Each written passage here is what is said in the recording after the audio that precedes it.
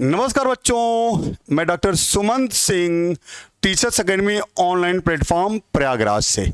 बच्चों, आजकल हम बॉटनी में झटपट सीरीज लेके आए हैं। बॉटनी झटपट सीरीज बिल्कुल निःशुल्क है ये। और देखिए, आज हम 59 नंबर का ये शॉर्ट वीडियो बना रहे हैं।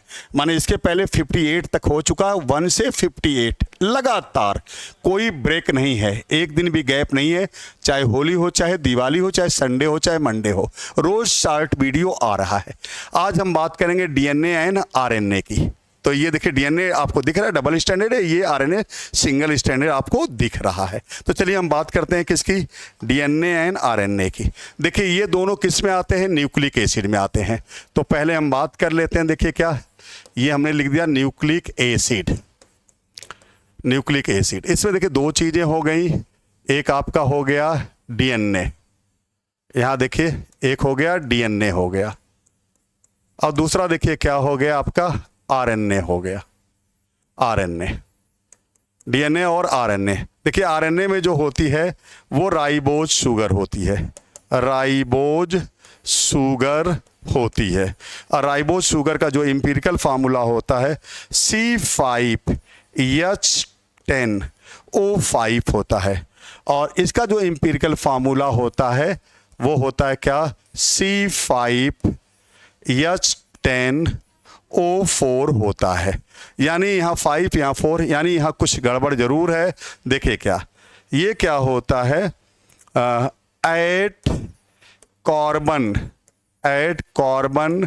Number 2 oxygen absent, oxygen absent. अगर कार्बन नंबर 2 पर ऑक्सीजन एब्सेंट हो जाती है तो क्या हो जाता है, डीऑक्सीराइबोज शुगर। तो यहाँ जो शुगर है देखिए वो डीऑक्सीराइबोज शुगर है। डीएनए में क्या है, डीऑक्सीराइबोज शुगर है, डीऑक्सीराइबोज शुगर है, डीऑक्सीराइबोज शुगर है यहाँ देखिए, ठीक है। डीऑक्सीराइबोज, यहाँ राइबोज शुगर, यहाँ डीऑक्सीराइबोज शुगर है। इसका एम्पिरिकल फॉर्मूला C5H10O5, इसका C5H10O4 है। यहाँ देखिए क्या होता है, at carbon number 2 oxygen absent है। नंबरिंग के लिए देखिए हम कैसे नंबरिंग करते हैं। ये देखिए हम बना रहे हैं पेंटोज शुगर, ये ऐसे हमने बनाया, ये देखिए पेंटोज शुगर हो गई ऐसे। ये नंबरिंग हम कर रहे हैं, यहाँ पहला कार्बन है, यहाँ दूसरा कार्बन है, यहाँ तीसरा कार्बन, यहाँ चौथा कार्बन है, ये CH2 है, ये देखिए OH है। ये जो कार्बन है पांचवा कार्बन है। अब देखिए, अगर हम अगर हम राइबोज शुगर बना रहे हैं, देखिए राइबोज शुगर यहाँ, तो एट कार्बन नंबर 2 क्या होगा, ऑक्सीजन प्रेजेंट होगा।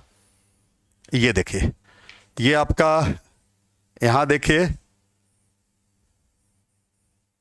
और यहां देखिए, यहां हमने लिखा OH, H लिखा, यहां देखिए H लिखा, यहां OH लिखा, यहां H लिखा, यहां OH लिखा, यहां H लिखा, यहां CH2 लिखा, यहां OH लिखा। ये देखिए, तो आपका अगर कार्बन नंबर 2 पर, कार्बन नंबर 2 यहाँ देखिए ऑक्सीजन है तो ये राइबोज शुगर है, और अगर नहीं है तो डीऑक्सीराइबोज शुगर। डीऑक्सीराइबोज शुगर में देखिए क्या है आपका, यहाँ देखिए ये मैं बना रहा हूँ डीऑक्सीराइबोज शुगर। ये देखिए डीऑक्सीराइबोज शुगर है। ये देखिए OH है, यहाँ H है, यहाँ देखिए H और H ही रहेगा, यहाँ वहाँ देखिए OH है, यहाँ देखिए क्या होगा आपका H होगा, OH होगा।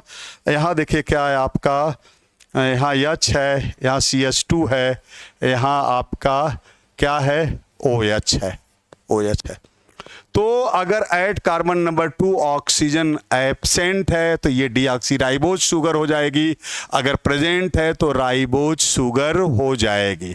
तो C5H10O5 राइबोज शुगर और C5H10O4 डीऑक्सीराइबोज शुगर। अब देखिए हम बात करेंगे डीएनए में, जो डीएनए और आरएनए में डिफरेंस क्या। पहले हमने शुगर का ही बता दिया कि कैसे कैसे हम शुगर की बात कर रहे हैं। तो चलिए हम आगे देखिए क्या देख रहे हैं इसमें देखिए दो पार्ट हम करेंगे। ये दो पार्ट हमने कर लिया।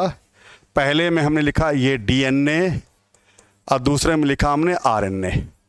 आरएनए। आपको पता है डीएनए क्या होता है? Deoxyribo nucleic acid. डीऑक्सीराइबो एक में रहेगा, न्यूक्लिक एसिड, डी से डीऑक्सीराइबो, एन से न्यूक्लिक, ए से एसिड, आरएनए का राइबो न्यूक्लिक एसिड।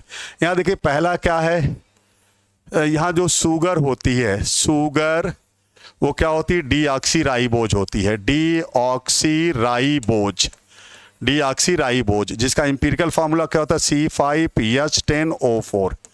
और यहाँ देखिए क्या है, पहली पॉइंट, शुगर क्या होती है? शुगर वो राइबोज होती है, राइबोज। और इसका एम्पिरिकल फार्मूला क्या होता है? C5PH10O5 होता है। पहली पॉइंट हो गई। दूसरी पॉइंट देखिए इसमें क्या होगा, नंबर 2। दूसरी पॉइंट इसमें क्या हो जाएगा? वो हो जाएगा कि mostly double stranded, mostly double stranded, mostly double stranded. आइए क्या देखिए, mostly single stranded, mostly single stranded, mostly single stranded. मतलब देखिए हमने लिखा mostly double standard, DNA double standard होता है अगर रेयरली सिंगल स्टैंडर्ड होगा। यहाँ देखिए क्या, मोस्टली सिंगल स्टैंडर्ड, आपका रेयरली डबल स्टैंडर्ड होगा। और यहाँ देखिए जो तीसरा है वो देखिए क्या है, यहाँ एक बेस है जिसका नाम है थाइमीन। यहाँ जो है thymine, thymine found, thymine found, यहाँ थाइमीन पाया जाता है। यहाँ क्या होता है, uracil, uracil, uracil found in place of, in place of thymine. Thymine के जगह पर यहाँ क्या पाया जाता है, वो यूरेसिल पाया जाता है। थाइमीन के जगह पर क्या पाया जाता है, यूरेसिल पाया जाता है। आपको पता है डीएनए और आरएनए में 3 नाइट्रोजनस बेसेस सेम होते हैं, एडेनिन, गुआनिन और साइटोसिन। बस ये दोनों में कॉमन है। अगर डीएनए है तो उसमें थाइमीन पाया जाएगा, आरएनए है तो उसमें यूरेसिल पाया जाता है। यानी आप कह सकते हैं कि डीएनए में आरएनए में थाइमीन के जगह पर यूरेसिल पाया जाता है, आरएनए में थाइमीन की जगह पर यूरेसिल पाया जाता। तो एक बेस का केवल अंतर है, बाकी तीनों बेस नाइट्रोजनस बेस कॉमन है। इसीलिए कहा जाता है जब न्यूक्लिक एसिड पूछा जाता है तो 5 नाइट्रोजनस बेस हो जाते हैं, लेकिन जब डीएनए आरएनए कहा जाता है अलग अलग तो 4 नाइट्रोजनस बेस प्रत्येक में पाए जाते हैं।